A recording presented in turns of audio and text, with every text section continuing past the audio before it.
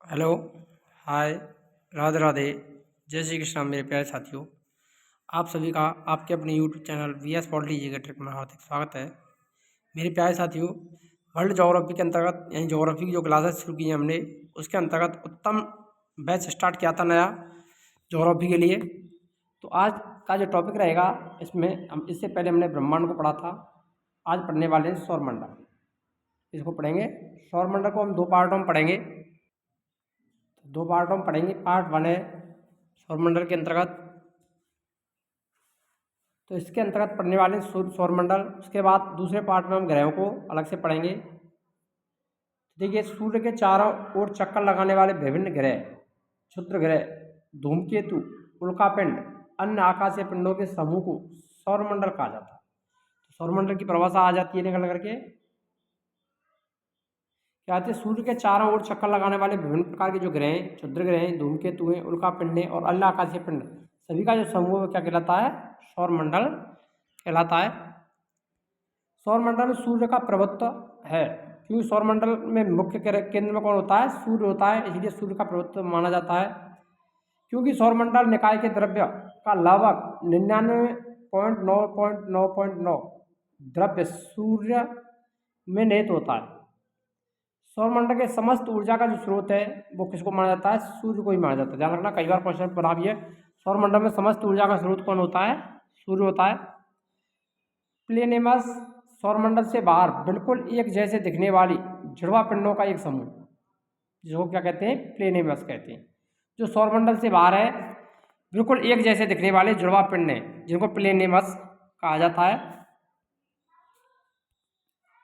सूर्य, सन, तो सूर्य को पढ़ते हैं। सूर्य सौरमंडल का प्रधान कहलाता है। यह प्रधान मुखिया कौन है? सूर्य है। यह हमारी मंदाकिनी, जिसको कहते हैं दुग्ध मेखला के केंद्र से लगभग 30,000 प्रकाश वर्ष की दूरी पर स्थित है। कितनी दूरी पर स्थित है?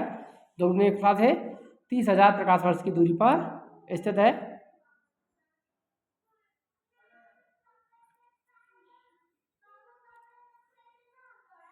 एक कोने में स्थित है। यह दुग्ध मेखला मंदाकिनी के केंद्र के चारों ओर 250 किलोमीटर प्रति सेकंड की गति से परिक्रमा कर रहा है।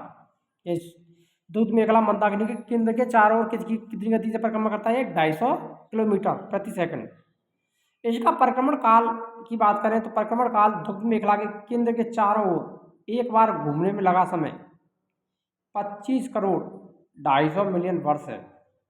कितना है? दुग्ध मेखला के केंद्र के चारों ओर एक बार घूमने में लगने वाला समय 25 करोड़ है 250 मिलियन वर्ष है, जिसे ब्रह्मांड वर्ष क्या कहते हैं? जिसे ब्रह्मांड वर्ष, कॉस्मोस ईयर कहा जाता है। ध्यान रखना, ब्रह्मांड वर्ष किसे कहते हैं? सूर्य का दुग्ध मेखला के चारों ओर लगने वाला या घूमने में लगने वाले समय को ब्रह्मांड वर्ष की संज्ञा दी जाती है। सूर्य अपने अक्ष पर पूर्व से पश्चिम की ओर घूमता है। इंपॉर्टेंट है, पूछा जाता है। सूर्य अपने अक्ष पर किधर घूमता है? पूर्व से पश्चिम की ओर। कहाँ से घूमता है? पूर्व से पश्चिम की ओर घूमता है। इसका मध्य भाग 25 दिनों में और ध्रुवीय भाग 35 दिनों के एक घूर्णन करता है। इसका जो मध्य भाग है वो 25 दिनों में और ध्रुवीय भाग 35 दिनों के अंदर घूर्णन पूरा कर लेता है। ध्यान रखना है कि दिनों की संख्या भी याद रखनी है आपको। RPSC first grade, second grade, lecturer, UPSC, RAS और कंपटीशन एग्जाम के लिए बहुत ही इंपॉर्टेंट क्लास होने वाली है ये आपकी। यहाँ से आपका एक भी क्वेश्चन बाहर नहीं जाने वाला है। तो आइए यहाँ पर एक बार सौरमंडल को देख लेते हैं। ये सूर्य है। इसके सूर्य के बुध, मरकरी, शुक्र, वीनस, अर्थ, पृथ्वी का उपग्रह चंद्रमा, मंगल, मार्स, जुपिटर, बृहस्पति, सैटर्न, शनि, अरुण, वरुण, नेपच्यून, यूरेनस और प्लेटो, जिसको अब बौने ग्रह की संज्ञा दे दी गई है। धूमकेतु, एस्ट्रोसाइड्स, ये सारे के सारे किसके अंतर्गत आते हैं? सौरमंडल के अंतर्गत आते हैं। सूर्य एक गैसीय गोला है, यानी सूर्य में क्या है? गैस से पाई जाती है, जिनमें हाइड्रोजन 71% और हीलियम 26.5% और अन्य तत्व 2.5% मोस्ट इंपोर्टेंट है। पूछे जाते हैं यहाँ से क्वेश्चन हमेशा, सौरमंडल में कौन कौन सी गैसें पाई जाती हैं? तो हाइड्रोजन और हीलियम। सबसे ज़्यादा सौरमंडल में क्या पाई जाती है? हाइड्रोजन गैस पाई जाती है, इसीलिए इसे गैसीय गोला कहा जाता है। सूर्य का केंद्रीय भाग क्रोड़ कोर कहलाता है। क्या कहते हैं इसके सूर्य के केंद्रीय भाग को? क्रोड़ का कहते हैं। क्या कहते हैं? क्रोड़। जिसका ताप 1.5 गुणा 10.107 डिग्री सेल्सियस होता है। सूर्य के बाहर सतह का तापमान 6000 केल्विन, ये इंपॉर्टेंट है, पूछा जाता है। सूर्य के बाहर सतह का तापमान कितना है? 6000 डिग्री सेल्सियस है। हेंसवेथन ने बताया कि 10-60 डिग्री सेल्सियस ताप पर सूर्य के केंद्र पर 4 हाइड्रोजन नाविक मिलकर एक हीलियम नाविक का निर्माण करते हैं। ये किसने बताया था? हेंसवेथ ने बताया था। अर्थात सूर्य के केंद्र पर नाभिकीय संलयन होता है, जो सूर्य की ऊर्जा का मुख्य स्रोत माना जाता है। नाभिकीय संलयन क्या है? सूर्य की ऊर्जा का मुख्य स्रोत होता है। सूर्य के दीप्तिमान सतह को प्रकाश मंडल, क्या कहते हैं?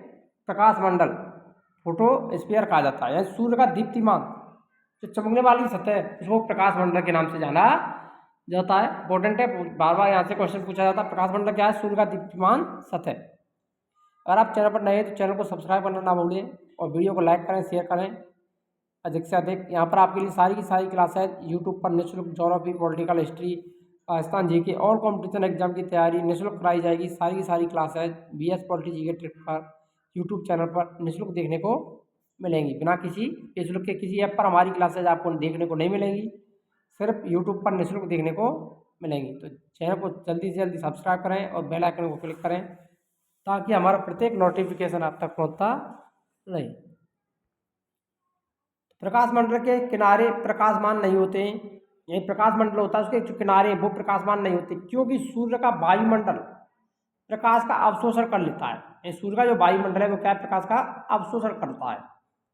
इसीलिए सूर्य जो प्रकाश मंडल है उसके किनारे प्रकाशमान नहीं होते। इसे वर्णमंडल, क्रोमोस्फेयर कहते हैं। यानी सूर्य का वह भाग, सूर्य प्रकाश मंडल का वह भाग जो प्रकाशित नहीं होता है उसको क्या कहा जाता है? वर्णमंडल कहते हैं। यह लाल रंग का होता है। कैसा होता है? ये लाल रंग का। सूर्य ग्रहण के समय सूर्य दिखाई देने वाले भाग को सूर्य किरीट या कोरोना कहा जाता है। मोस्ट इंपोर्टेंट,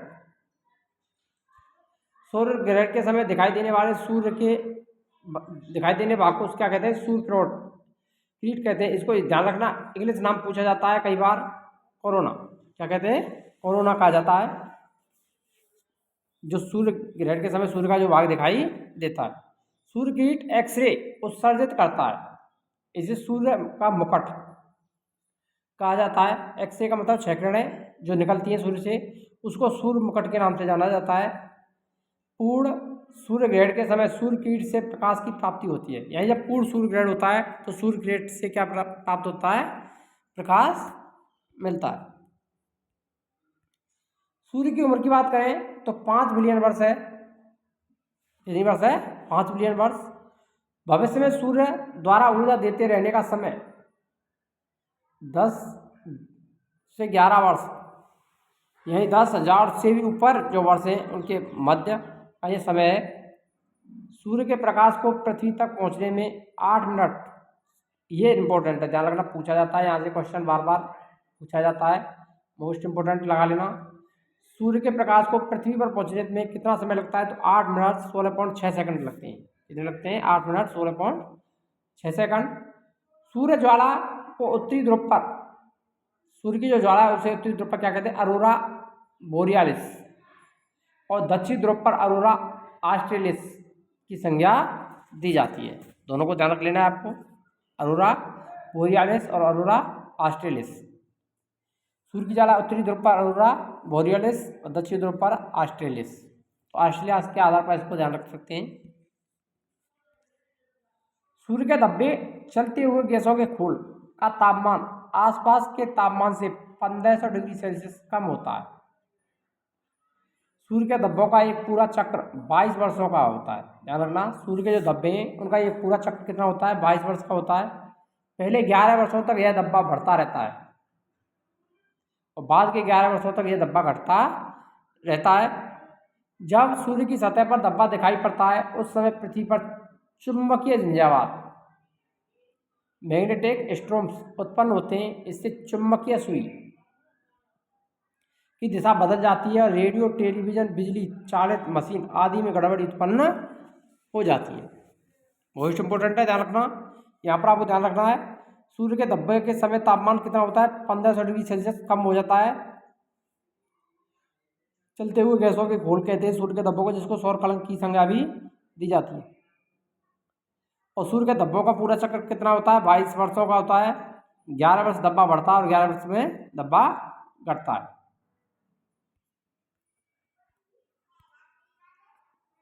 सूर्य का व्यास 13,92,000 किलोमीटर है। इंपॉर्टेंट है, पूछे जाते हैं सूर्य का व्यास कितना है, तो 13,92,000 किलोमीटर, जो पृथ्वी के व्यास से लगभग 110 गुना है। इंपॉर्टेंट है, ध्यान देना कि सूर्य का व्यास पृथ्वी के व्यास से कितना है? 110 गुना अधिक है। सूर्य हमारी पृथ्वी से लगभग 13 लाख गुना बड़ा है। कितना बड़ा है?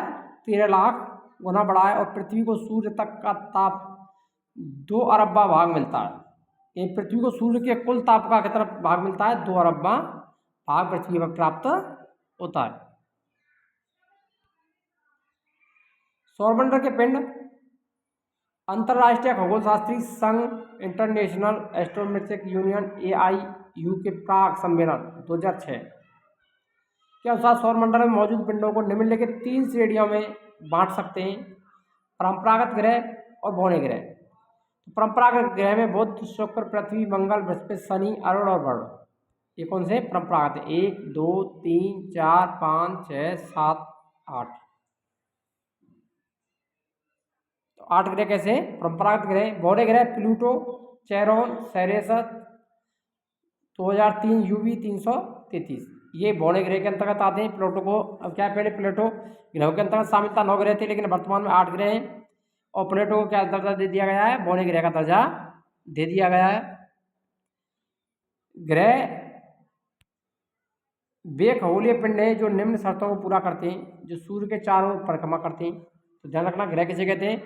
सूर्य के चारों ओर परिक्रमा करने वाले पिंड। पर्याप्त मात्रा में गुरुत्वाकर्षण बल होता है, जिससे वे गोल स्वरूप ग्रहण कर सकें। उसके आसपास का क्षेत्र साफ होना, यानी उसके आसपास अन्य खगोलीय पिंडों की भीड़ भाड़ नहीं हो। ग्रहों की उपयुक्त परिभाषा INU की प्राग सम्मेलन 2006 अगस्त 2006 में तय की गई।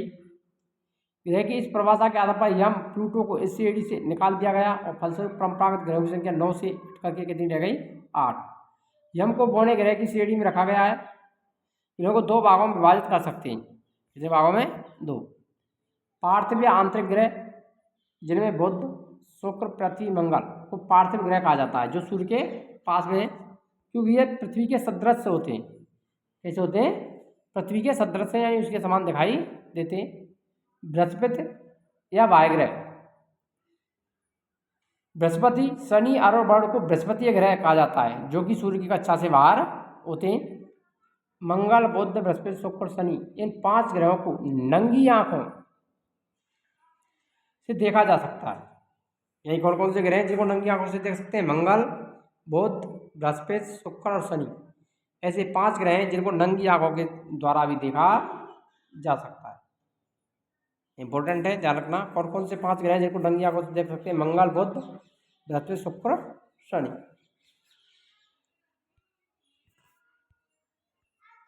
आकार के अनुसार ग्रहों का क्रम घटते क्रम में बृहस्पति, शनि, अरुण, वरुण, पृथ्वी, शुक्र, मंगल, बुध, तथा सबसे बड़ा ग्रह बृहस्पति, सबसे छोटा बुध।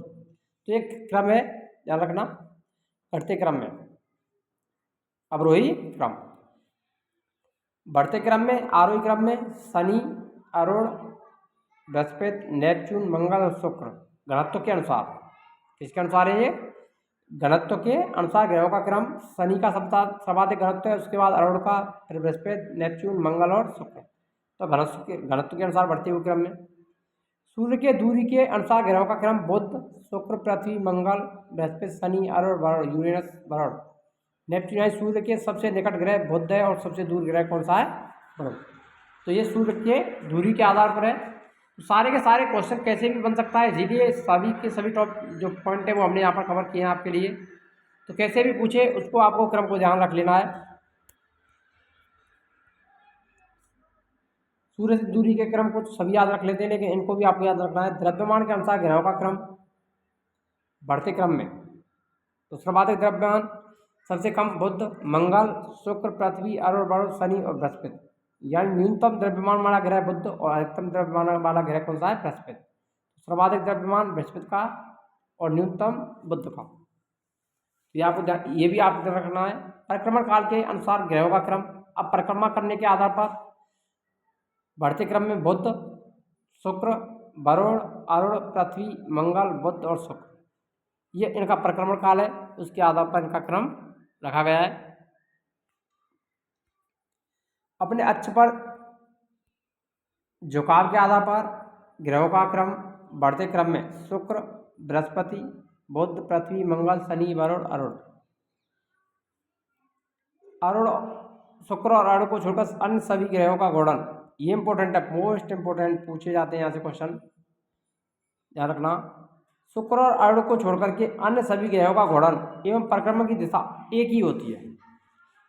शुक्र और अरुण के घूर्णन की जो दिशा है वो पूर्व से पश्चिम है, जबकि अन्य सभी ग्रहों के घूर्णन की दिशा पश्चिम से पूर्व की ओर है।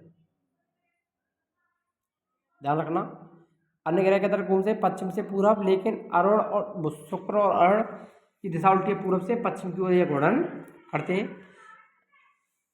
अगर वीडियो अच्छी लगी तो वीडियो लाइक करें, शेयर करें और चैनल पर नए तो चैनल को सब्सक्राइब करना ना भूलें। मिलते हैं नेक्स्ट वीडियो में, तब तक के लिए जय हिंद, राधे राधे, जय श्री कृष्ण।